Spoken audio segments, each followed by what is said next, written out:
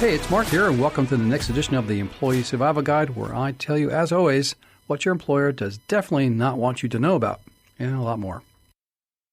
Welcome to the Deep Dive. Today, we're looking into a really significant legal shift affecting employment law.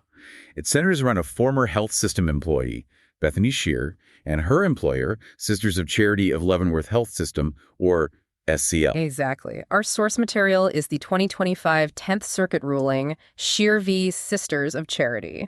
And this case is, well, it's absolutely crucial because it's one of the first big ones applying a brand new lower standard set by the Supreme Court for workplace discrimination claims. So this isn't just academic theory. Not at all. This directly impacts how employers have to handle concerns about employee behavior, mental health right now. Okay, so our mission today is to unpack Bethany Shear's story, her job at SCL, the mandatory mental health counseling situation, and ultimately her firing. But maybe even more importantly, we need to get into the legal shift itself, this Muldrow decision, which basically revived her case when it seemed dead in the water. Okay, let's unpack this. So Bethany Shear, she worked for SCL in their physician billing department.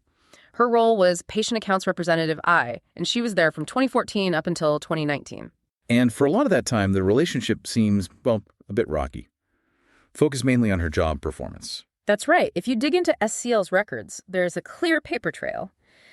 Shear had 7 different corrective actions noted between 2014 and 2018. 7, wow. Yeah, and almost all of them were about not hitting her monthly productivity targets. Her supervisors, Osborne and Stoll, they saw this pattern. She'd have low output for most of the month, then this kind of last-minute scramble, lots of stress, to try and meet the goals. So by August 2019, they decided to act. They did. Supervisors Osborne and Stoll drafted a performance improvement plan, a PIP. Pretty standard stuff, really. They intended it as a tool, not disciplinary, just to help her get more consistent. Right, just address the productivity. That was the plan initially, but then things changed dramatically around August 22nd and 23rd of 2019. The focus shifted sharply from just performance to a perceived crisis. How so? Shear apparently shared some deeply personal issues with several coworkers, and those coworkers reported feeling seriously concerned about her well-being, her safety even. Okay. One supervisor, Stoll, actually relayed concerns to HR, mentioning talks of suicide or possibly suicidal ideations. Okay, that definitely shifts the dynamic. Right. So once HR gets involved, what happens to that standard PIP? Well, the HR director, Karen Oxenford, got these reports, and the PIP was immediately overhauled. It wasn't just about billing quotas anymore. What did they add? They added a very specific mandatory requirement. She had to be referred to SCL's Employee Assistance Program, the EAP. This was handled by an outside company, New Directions, and crucially, this counseling wasn't just suggested, it was made an explicit condition of her keeping her job. Wow, a condition of employment. Exactly. And this is where it gets really complicated. Shear, initially, she said something like she was not opposed to seeing someone for help. She seemed okay with the basic idea of the PIP. But the mandatory EAP part required her to sign a specific document, a formal referral form, the FMR form. And that form became the major sticking point. Why? What was on it? It wasn't just a simple privacy release, you see. By signing it, Shear would authorize the EAP provider, New Directions, to report 2 specific things back to her employer, SCL. Okay, what were they? First, simply whether she attended the counseling sessions. Second, and this is key, whether she complied with whatever recommendations the EAP made. So SCL would know if she was following the therapist's advice. Essentially, yes, at least in terms of compliance.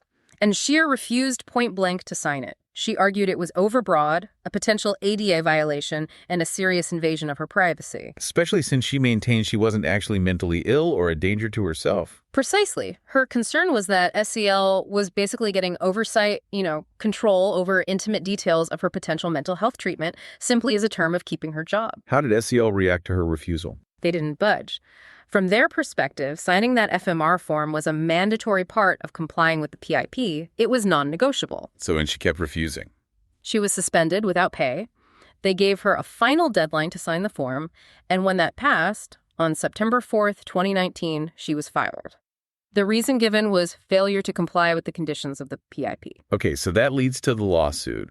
What was her specific legal argument? This is really important. She sued under the Americans with Disabilities Act, the ADA, specifically using the regarded as disabled prong. Meaning she wasn't claiming she had an actual disability. Correct. Her argument was that SCL terminated her based on their erroneous perception that she suffers from a disability of mental illness.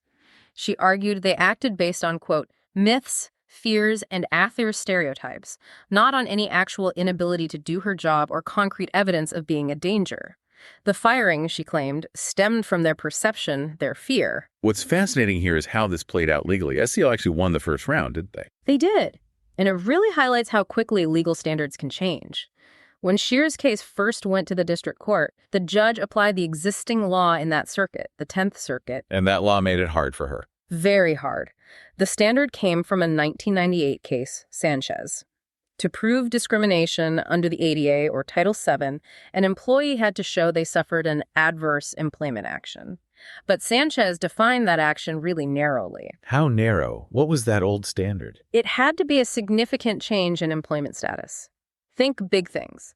Getting fired, being demoted, not getting a promotion you were qualified for, or maybe being reassigned to a job with vastly different, usually worse responsibilities. It was a high bar. Like a wall the plaintiff had to climb over, basically. Exactly. A pretty high wall. So the district court looked at the mandatory EAP referral, even with that controversial FMR form, and said, okay, maybe it's invasive, maybe it's inconvenient, but is it a significant change in her job status, like a firing or demotion? And the answer was no. The answer was no. At that point, the referral itself wasn't the firing. It was just a condition leading to the firing if she refused. So under that old high standard, the court dismissed her case. The wall was too high. But then everything changed. Everything changed. In 2024, after the district court dismissed Shear's case, the U.S. Supreme Court dropped a bombshell ruling, Muldrow v. City of St. Louis. And Muldrow wasn't even an ADA case, right? Correct. It was actually a Title VII case about alleged sex discrimination involving a job transfer. But the impact was massive because the Supreme Court explicitly rejected that whole significant change test. They said that standard was wrong, not just for Title VII, but implicitly for other federal discrimination laws that use similar language, like the ADA. Wow. So the Supreme Court just tore down that high wall for potentially all federal discrimination claims, race, sex, religion, disability. That's the implication. It lowered the burden significantly. So if the old standard was that high wall, what's the new one? What is the new standard after Muldrow? The new rule is much simpler, much lower. Plaintiffs now only need to show they suffered some harm respecting an identifiable term or condition of employment. Some harm, not significant harm. Exactly.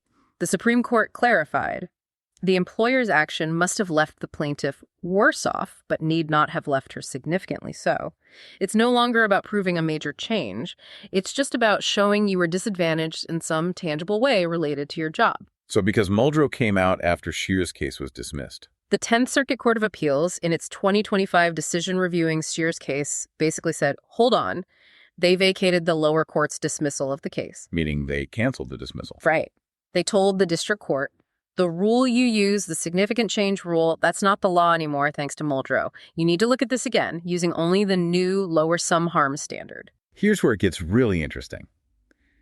Because the fight now isn't about whether the harm was big enough. It's about whether this kind of harm, forcing someone to potentially reveal sensitive health compliance info to keep their job, counts as any harm at all. That's precisely the question the district court has to grapple with now, on remand. What does some harm actually look like when it's not about losing pay or a promotion, but about things like medical privacy and personal autonomy? And SCL still has arguments, right? They didn't just roll over. Oh, absolutely not. SCL has some strong points. They emphasize Shear's performance history, the fact the PIP was initially drafted before the suicidal ideation reports came in.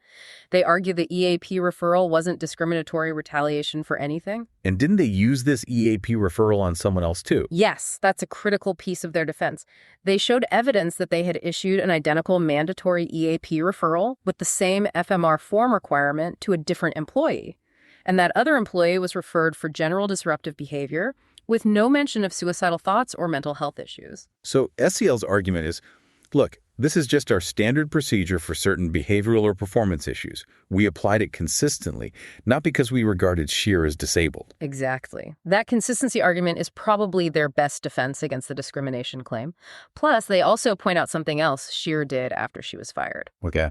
Apparently, after her employment ended, Shear voluntarily went to 5 EAP sessions with the very same provider, New Directions. Oh. So SCL argues, see, She wasn't actually harmed by the referral itself. She later chose to use the service. How can the earlier mandated referral be considered harm if she ultimately found value in it? Okay, wait though. Let me push back on that, especially under the new some harm standard.